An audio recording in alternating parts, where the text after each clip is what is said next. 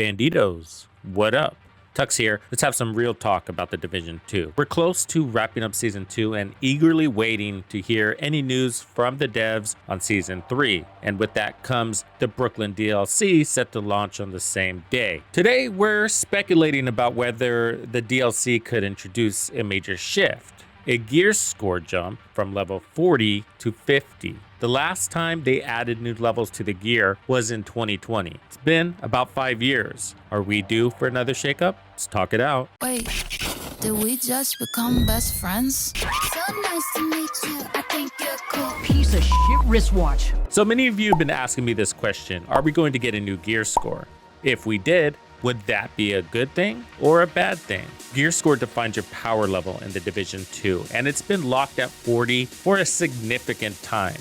A potential increase, especially with the Brooklyn DLC, would mark a major shift, revitalizing builds and gameplay while possibly sparking debates about balance and longevity. There are several reasons why Massive might choose to increase the gear score. A higher gear score provides a new power ceiling, room for new, more powerful builds, and higher level content. And just like Warlords gave us fresh loot to chase, a new gear cap would give us a refresh and reinvigorate the grind. And you longtime veteran players, don't you miss the grind? And when the game starts to get to a certain point in its life cycle, a large chunk of the community begin to lose their grind. And that's a big part of what makes a looter shooter. So one way to look at it is that a veteran player starts to miss out on that experience. The grind can be referred to as a bad thing, but it's not until you go and play a new game that you realize that you actually missed that grind. And it's part of what attracts you to these types of games. So I do think if they refresh the gear, it might not seem like a good thing at first, but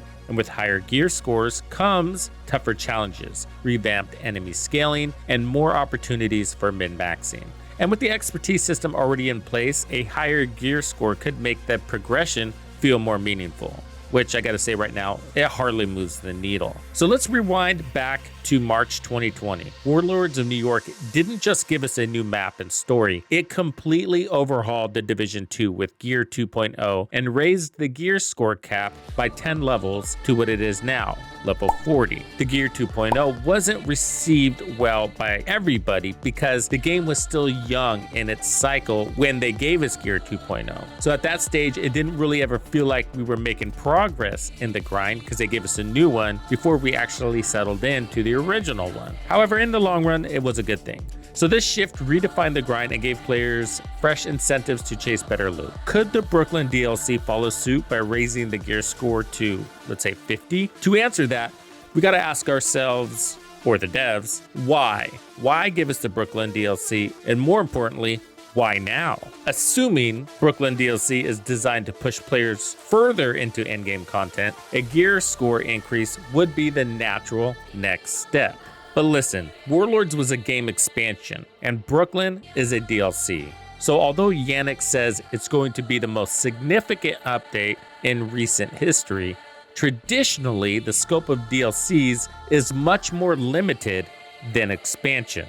Expansions are large-scale additions to the game and include major new content like maps, storylines, gameplay mechanics, and major updates to core systems like gear tiers. DLCs are typically smaller, offering weapons, skins, side missions, or minor gameplay features. They enhance the experience of the game by providing more variety and options without changing core gameplay mechanics. So an expansion transforms the game while a DLC enhances it. If Brooklyn raises the gear score, it would lean more towards being an expansion than just DLC. And they're definitely marketing it as a DLC. But I gotta say, although that is the traditional definition of a DLC, it doesn't mean they'd have to adhere to it. But more importantly, Brooklyn could be the closest thing to the next big evolution for the Division 2 between now and the Division 3. And raising the gear score now would fit perfectly with the roadmap timelines. But the game is pushing 6 years plus.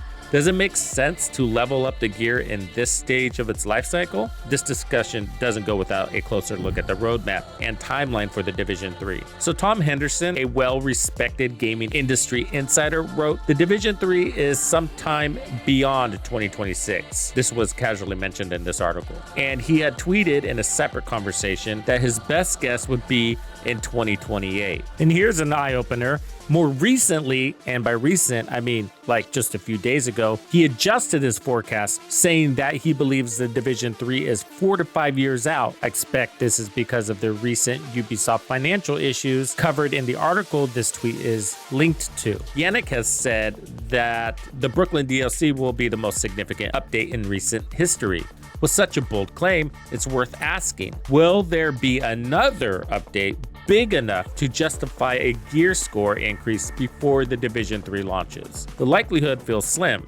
Massive Entertainment's focus will likely shift heavily toward the next game by 2026 or 2027, leaving little room for another significant overhaul in the Division 2. Raising the gear score now could be the best opportunity to reinvigorate the game. It could keep players engaged in the late stage of the game's lifecycle, ensuring a strong player base as the Division 3 development progresses. To be clear, I don't expect to see a gear score increase in this DLC, but waiting too long could mean missing the window of opportunity to capitalize on the current community's interests. We're looking for more at this stage. And that does include more maps, and that does include more missions. It should also include more grind with updated gear. If Brooklyn truly delivers as Yannick promises, now might be the perfect time to raise the ceiling and re-energize the grind. From time to time, we've had this discussion in the past, and a gear score increase in the Division 2 is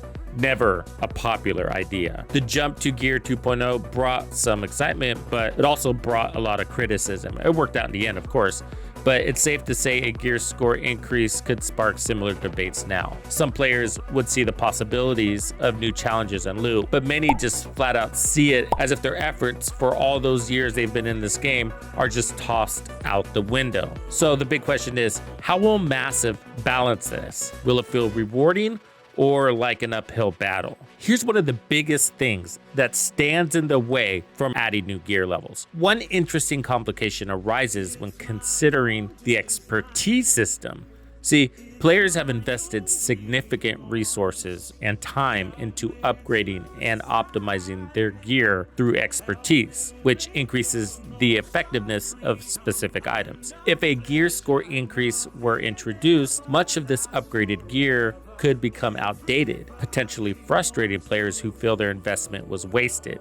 We've felt this before with the possible introduction of seasonal characters, and one could even go as far as saying that modifiers make the expertise system obsolete because the power you get from the modifiers are so significant that any base level additions to your build are just really not even noticed. So the question then becomes, does the existence of expertise block the potential for a gear score increase? Well, developers would need to address this by offering a way to transfer expertise upgrades or provide compensation for the resources spent. Without a thoughtful solution, an increase in gear score could risk alienating the community rather than reinvigorating it. With such a system and community sentiment standing in the way, the path of least resistance would be to keep the gear score as it is and find other ways to reinvigorate the grind and add new levels of power ceilings and min-maxing. Did we already receive such an upgrade? Okay, here's a real mind buster.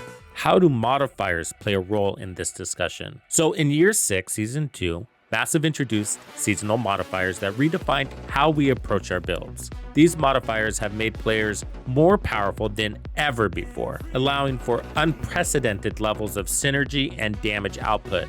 They make us crazy strong. Could these modifiers be the answer to addressing power creep, reinvigorating the grind, and creating new power ceilings without the need for a gear score increase? By leveraging seasonal modifiers, the developers might have sidestepped the need to rebalance difficulty or overhaul core systems. This might have been the answer closer to offering players, well, fresh challenges and rewards without invalidating their existing gear. And we know the modifiers were developed with the DLC in mind. So although we have a split community on who likes and dislikes the modifiers, it is still a solution that keeps the game dynamics manageable for the developers in the future. It gives them a platform to build upon and to deliver new experiences in the game without breaking the game's balance every single time. And with the game this old, we saw that can absolutely be the case. So that's my take on gear score increases with the Brooklyn DLC. Will Massive raise the cap,